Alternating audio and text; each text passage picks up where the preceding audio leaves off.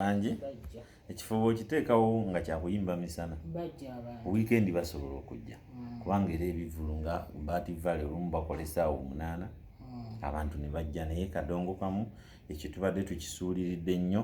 Twalibadde tusala amagezi abantu baffe ebifo ebimu tubakolerengako emisana baleete famire yaabwe.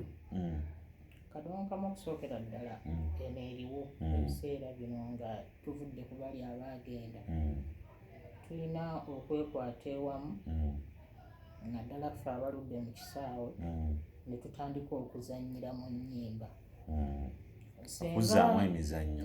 Senga Tyamaani waffe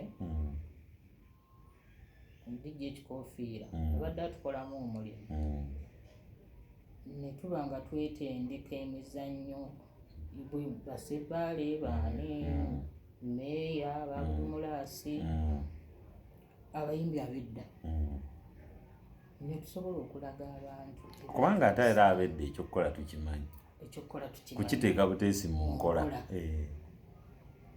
Ekyokukola tukimanyi kubanga ennyimba zonna buli yatendekwanga n'emizannyo kumpi nga waakiri bateekamu omutono ennyo mu luyimba naye nga mweguli omuzannyo mweguli, abalabi bano ne bafuna ekinyusi kyennyini eky'oluyimba.